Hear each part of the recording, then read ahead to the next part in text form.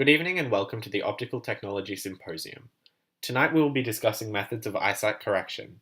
The human eye is a bodily organ that allows us to see our surroundings in vivid detail. This intricate optical instrument is known as one of the most complex organs in the human body due to its many working parts. Like other organs, the eye too has limitations and defects. Limitations of the human eye relate to the parameters of normal vision. For example, the ability to see fine details or objects further than a certain distance. The defects that occur with respect to the human eye can be inherent or a product of aging.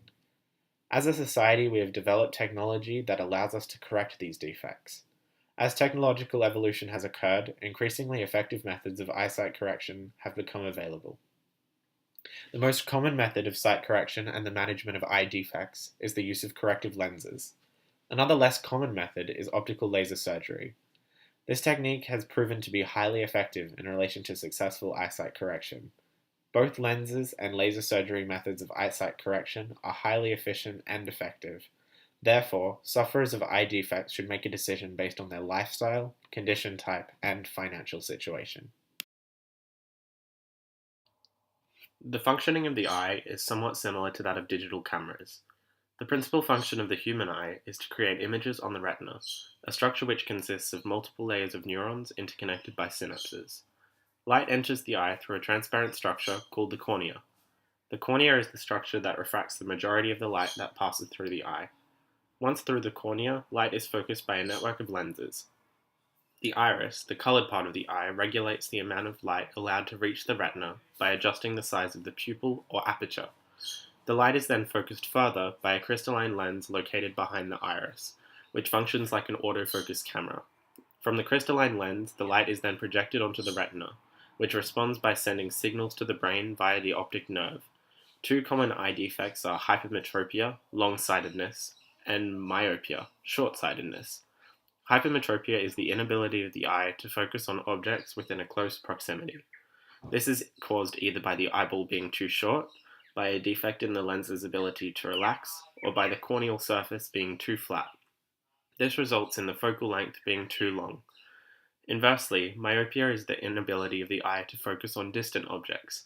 This occurs when the eyeball is elongated horizontally, the cornea bulges more than the required amount, or when the muscles do not have the ability to contract appropriately. As a result, the focal length is too short. Lenses are transparent devices which have refractive properties. Refraction is the bending of light as it travels between two mediums. They are usually constructed using glass or plastic, or in the case of animal eyes, are made of organic materials. Lenses come in many different shapes, depending on the required refractive properties. The most commonly used lenses are biconvex and biconcave. Lenses can be used to temporarily correct eye defects by bending light rays to the correct degree in order to successfully focus and project light onto the retina. For patients who suffer from hypermetropia, biconvex lenses are used. These lenses are used to bring the focal point from its position beyond the retina back to the retina, which in turn clarifies the image. This is achieved due to the fact that convex lenses cause light rays to converge, shortening the focal point. Inversely, biconcave lenses are used for myopia. These lenses cause light rays to diverge, lengthening the focal point in order to clarify the image. Corrective lenses are an effective method of eyesight correction, whether in the form of eyeglasses or contact lenses. While they do not repair the functioning of the eye, lenses provide accurate vision correction to within 0.5 diopter of the required adjustment. The majority of adults, children, and infants can wear a form of corrective lens. Typically, lenses are easily replaced as an individual's vision changes. However, the drawback of this is that a recurring cost will be incurred. The total cost of eyeglasses over a 20-year period would be approximately $2,000. A disadvantage of corrective lenses is that eyesight is not permanently corrected and may worsen with time. Additionally, lenses can be inconvenient or annoying for certain people, especially if glasses or contact lenses are unacceptable for their profession. Furthermore, lenses can be broken or lost. Optical laser surgery, like lenses, aims to correct the vision of those who suffer from eye defects. Unlike corrective lenses, laser surgery is invasive and can present avoidable risks to an otherwise healthy organ. The word laser is an acronym for light amplification by stimulated emission of radiation. Lasers occur when an electric current is absorbed by certain glasses, crystals, or gases. The excited electrons transfer from a low-energy orbit to a high-energy orbit around the nucleus of the atom. As these excited electrons lose this energy and return to their original orbit, ground state, they emit photons or light particles.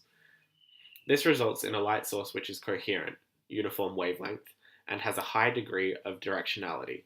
The lasers employed during optical laser surgery are used to ablate or vaporize tissue.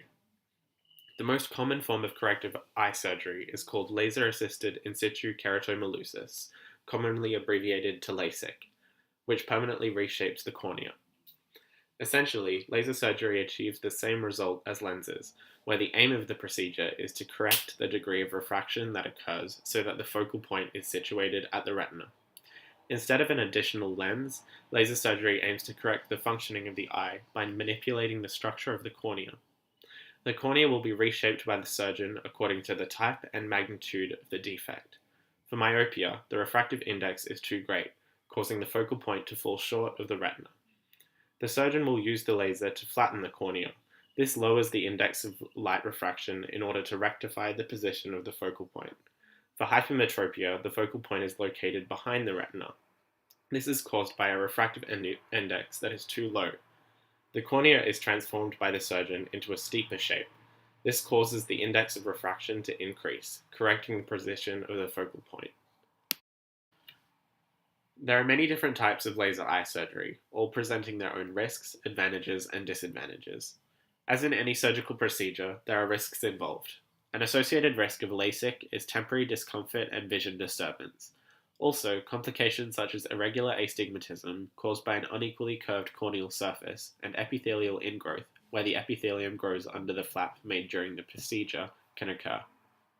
Furthermore, eye infections, dry eyes, and inflammation may present as a result of the operation. It is also possible that the surgery may result in a significant overcorrection or undercorrection, which is not conducive to the desired outcome.